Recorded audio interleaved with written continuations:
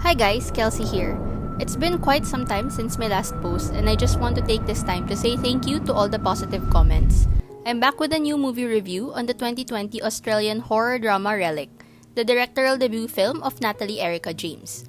I won't beat around the bush and tell you that this is not your typical horror jump scare type of film. If you're looking for a movie that will make you scream and hold onto every second with anticipation, then this movie is not for you. Rather, Relic will fall under the likes of Babadook and Hereditary. It's a slow burn, ghostless storytelling with a darkly grim atmosphere that leaves you with an unsettling feeling and something to ponder and reflect on after. Hope you guys stick around and click subscribe to hear more from me. To start off, Relic focuses on 3 generations of women, introducing us to mother and daughter Kay and Sam, who visits the remote home of Kay's mother Edna when she was reported missing. They are immediately welcomed into what clearly looks like an abandoned if not neglected home with rotten fruits on the table and a wide disarray of things. They go on a search party only to find Edna mysteriously back 3 days later, acting as if everything is normal. But one cannot deny that this is not the case as the film leaves enough hints to tell us that there is something wrong with her. This is also reflected by the film's attempt to drive an atmosphere of horror that leads us to assume that either Edna or the house is haunted. In this review, I'll be giving a quick recap and focus on the key elements and themes that make this such a terrifyingly gut-wrenching film and a frustrating horror movie at the same time. What makes Relic different from other films is its story simplicity. Our director weaves a wonderful story by focusing on character depth, atmosphere, and setting versus relying on a convoluted plot. James creates a dark and chilling atmosphere and brings to life the haunted past of Edna's decaying house to serve as a metaphor to her failing state of mind. The film paints this picture early on as Kay and Sam find Edna's house unkempt with its walls filled with molds. The house is clearly old and dying, similar to its owner Edna, who comes back to her house after going missing for 3 days, where we find her going back and forth between moments of clarity and uncharacteristic craziness, showing us cracks of Kay's 85-year-old mother slowly succumbing to the horrors of what could possibly be dementia. We see flashbacks of the old cabin within Edna's property compound that makes us believe of the house being haunted. This is manifested through Kay's dreams, where we see an old man, Kay's great-grandfather, skin and bones falling off the bed and turning into a corpse. We hear creepy hollow sounds within the house walls, opening our imagination to assume that the house is really haunted. On top of this, Edna's strange behavior towards the house adds that layer of mystery, acting as if someone is out to get her, with Relic providing scenes that convince us that maybe what Edna is saying is true. And this is what we experience for most part of the film, where horror is amplified by triggering different possibilities of what could be behind the strange things happening as the film progresses. It is only later that we get to realize that all these are manifestations of Edna losing grip of her sanity.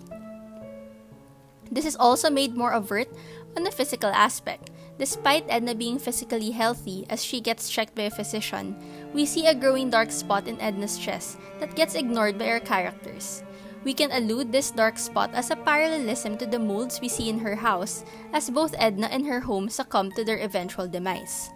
And beyond the physical aspect, Kay already sees the slow degradation of her mother's mental health, which is later affirmed by Edna's strange behavior and forgetfulness. This leads for Kay to ask if she needs help, seeing the post-its around the house with notes as simple as "take your pills and turn off tap," only resulting for Edna to be in a defensive mode. This is later on aggravated when she finds out from her granddaughter Sam that Kay is planning to put her in a retirement home. I've booked a tour of a retirement place. You can't put Gran in a home. You heard her before. She doesn't know where she was. I don't think she can remember.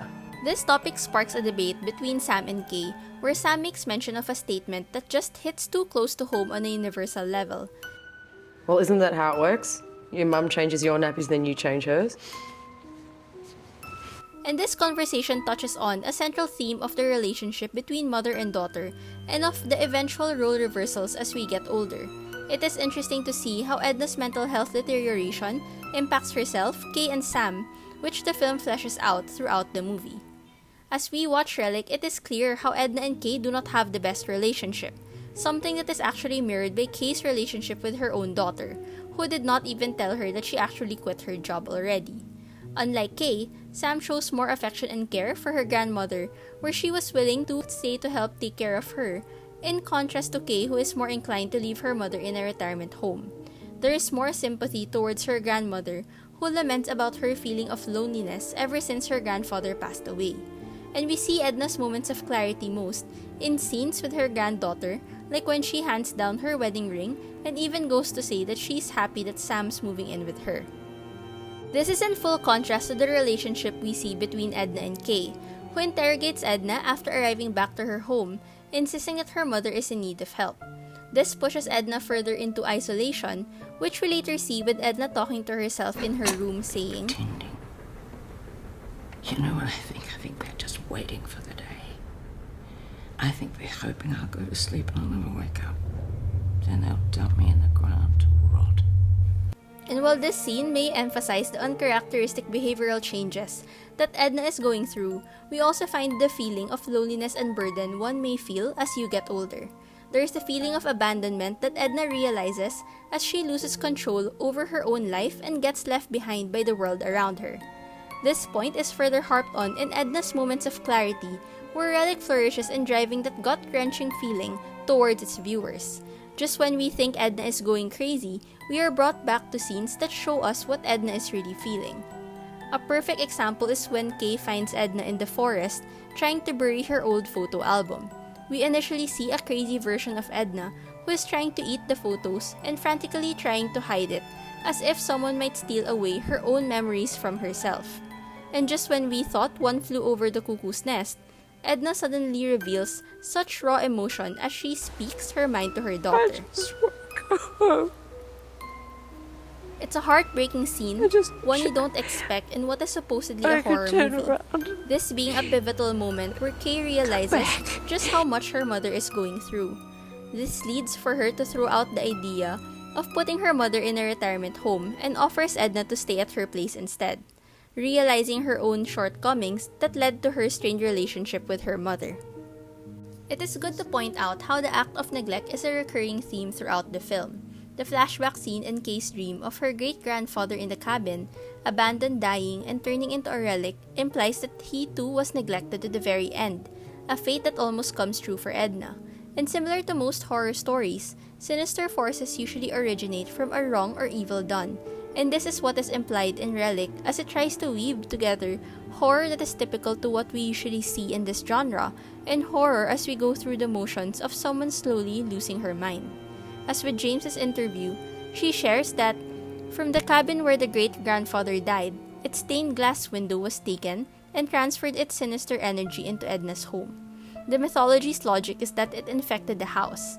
It represents this kind of inheritance and the kind of ill will and neglect that the grandfather suffered from and being passed on. The movie also utilizes the house very well. On top of the molds and the haunting sounds, Sam explores the strange cupboard that Edna keeps locked all the time.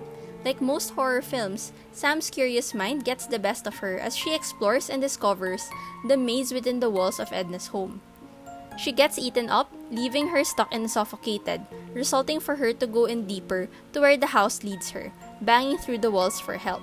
This leads us to the climax of the film as both Edna and Kay go back home. And just when things are settled between them, we see Edna completely lose herself with her last moment of clarity throughout the film being that scene in the forest. She ends up peeing on the floor, no longer in control of her body, and turns into a monster as the dark spot we initially see in Edna's chest at the start of the film spread throughout her body. They go into a chase as both Edna and Kay go inside the cupboard where Kay finds Edna no longer the mother she knew. "You're not Kay, I don't know you," Edna says as she holds out a knife. The crazy chase ensues until Kay finds Sam and they both find a way out of the cupboard walls, where both mother and daughter finally defeat what looked like a possessed Edna. Just when you think the film is over with Kay and Sam victorious over Edna, Kay decides to go back inside despite Sam insisting to already leave the house. She decides to go back to her mother as she looks around her surroundings and sees one of Edna's post-its with the words "I am loved." Despite no longer being the mother she knew, she no longer wanted to neglect her mother. It's a heartbreaking scene as Kay comforts a mother who is already spiritually dead. She finds Edna sitting on her bed in her room, where Kay slowly peels off her skin as if relieving her of her burden. This is further explained by James. The peeling away of the skin for Kay is a real acceptance of how much she's changed. In a sense, she's helping to ease her load.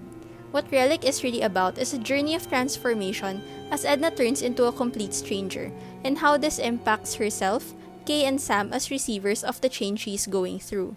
Relic then ends with its most powerful scene that makes this such an impactful film, where all three women lie down on the bed, with the daughter comforting the mother.